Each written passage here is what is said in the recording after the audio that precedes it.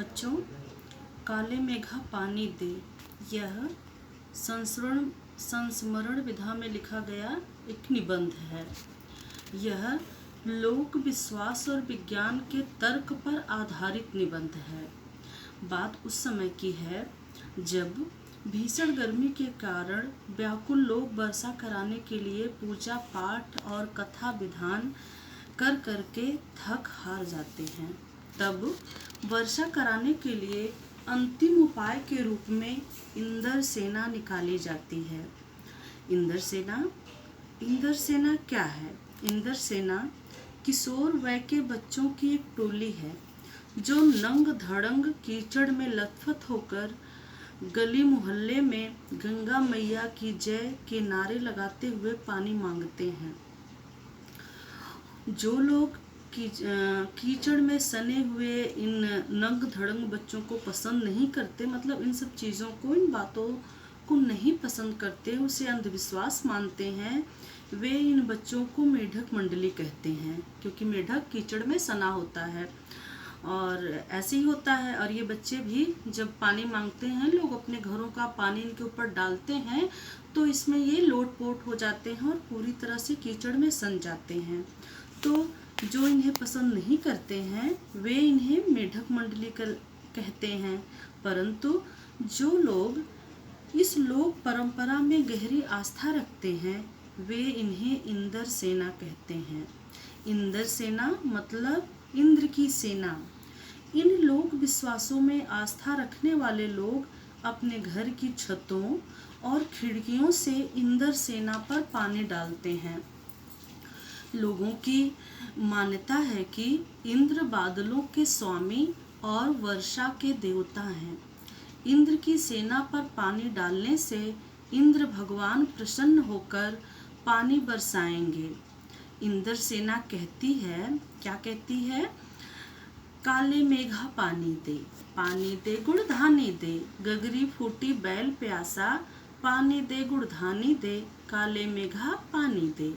मतलब यहाँ सिर्फ मेघों से पानी नहीं मांग रहे हैं, गुड़धानी अर्थात अन्न भी मांग रहे हैं। गुड़धानी क्या होता है बच्चों?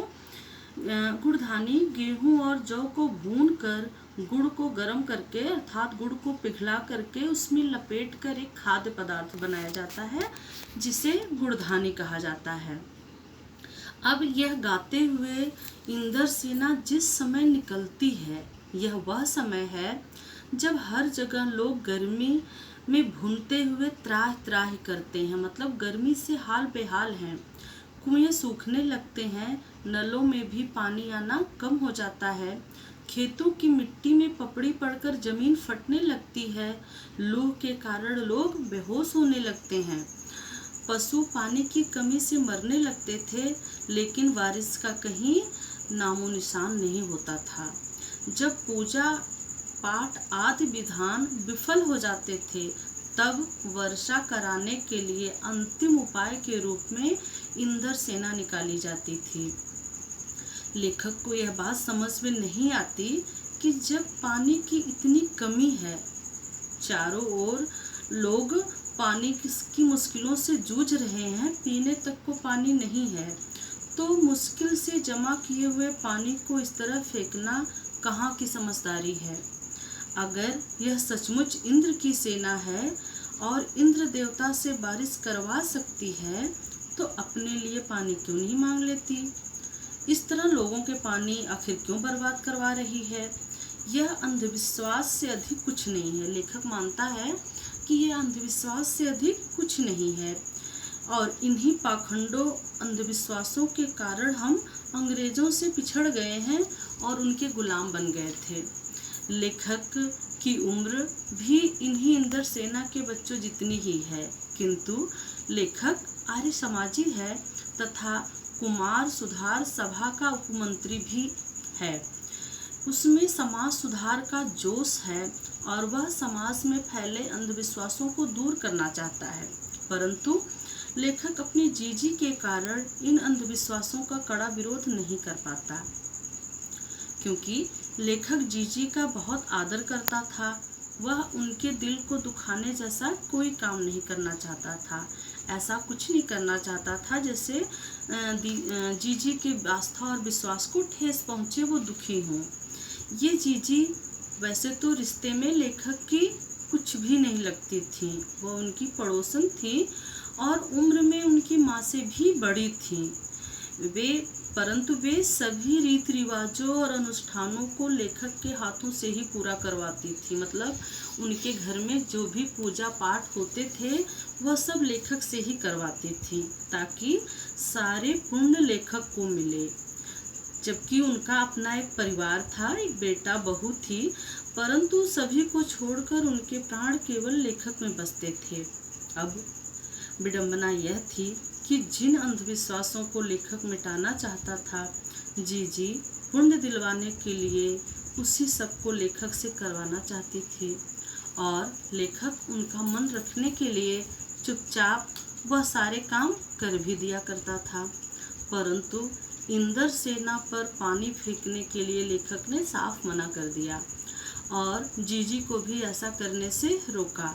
तब जीजी कहती हैं, बेटा यह पानी की बर्बादी नहीं है, यह पानी वस्तुतः क्या है, अर्थ है, यह दान है और दान देने से ही चाही हुई वस्तु मिलती है। मतलब हम कुछ अगर चाहते हैं तो हमें उसके लिए कुछ छोड़ना भी पड़ता है, किसी चीज़ का परित्याग भी करना पड़ता है। जीजी कहती हैं, दान देने में त्याग का होना जरूरी है। अपनी बची हुई अर्थात आवश्यकता से अधिक वस्तु का दान करना त्याग नहीं है। त्याग वह है जो अपनी जरूरत की चीज जन कल्याण के लिए किसी को दे दें, अर्थात जिस वस्तु की सबसे ज़्यादा जरूरत हमें है, हम उस वस्तु को किसी दूसरे को दे दें तो वह दान हमारा त्याग कहलाएगा। फिर अपनी बात सिद्ध करने के लिए जीजी कहती हैं कि देखो, किसान खेती करता है और 30-40 मन गेहूं उगाने के लिए 5-6 सेर अच्छा वाला गेहूं खेतों में फेंक आता, अर्थात बो देता है, तब जाकर उसे अच्छी फसल प्राप्त होती है। इसी तरह से हम अपने घरों का शुद्ध पानी फेंक कर उसे बर्बाद नहीं कर रहे हैं, बल्कि हम पानी की बुवाई कर रहे हैं। इसी बुवाई से शहर कस्बे में पानी वाले बादलों की फसल आएगी। हम बीज बनाकर पानी दे रहे हैं और बदले में काले मेघा से बारिश मांग रहे हैं और वे वर्षा करके हमें संतुष्ट करेंगे। जीजी के तर्क के सामने लेखक झुक जाता है। ऐसा नहीं है कि वह मान लेता है कि ऐसा करने से पानी मिलता है, पर वह जीजी का दिल नहीं दुखाना चाहता था और न ही उनसे बहस करना चाहता था।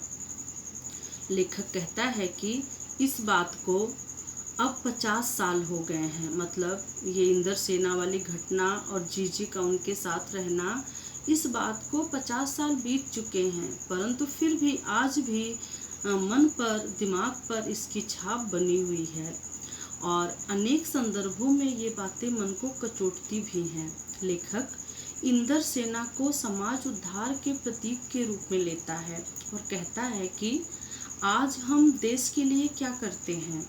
हमारी मांगे तो बड़ी बड़ी है, परंतु हमारे कर्म में त्याग का नामो निशान नहीं है। हम भ्रष्टाचार मिटाने की बात तो करते हैं, परंतु हम कितने भ्रष्ट हैं यह जानने का कभी प्रयास नहीं करते।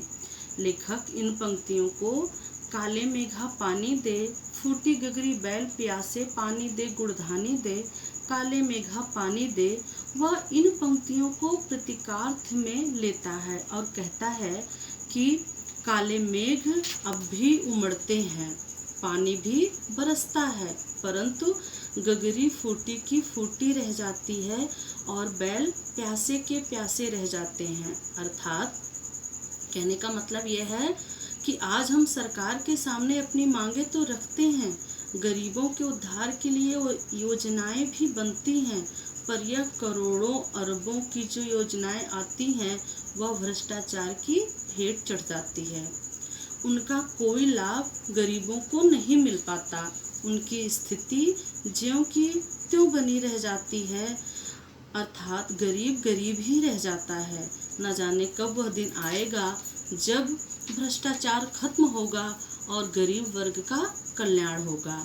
लेखक कहता है कि जिस तरह इंदर सेना जन कल्याण के लिए पानी मांगने निकलती है, उसी तरह यदि देश का युवा वर्ग एकजुट होकर भ्रष्टाचार के खिलाफ लड़े तो अवश्य ही सकारात्मक परिवर्तन हो सकता है, अवश्य कोई बदलाव हो सकता है।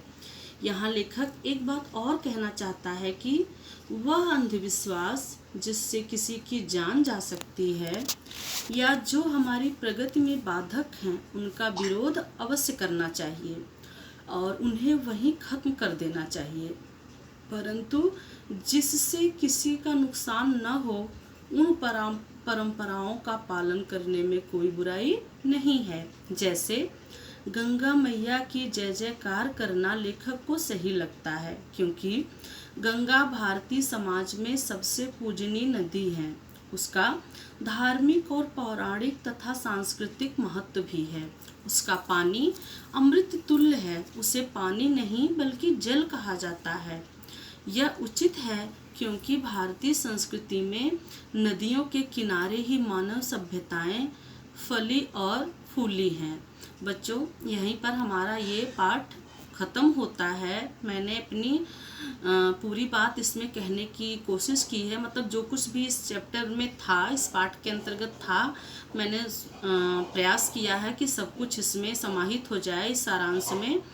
तो आप बताइएगा आपको ये वीडियो कैसा लगा और आपको ये चैप्टर समझ में आया कि नहीं। धन्यवाद।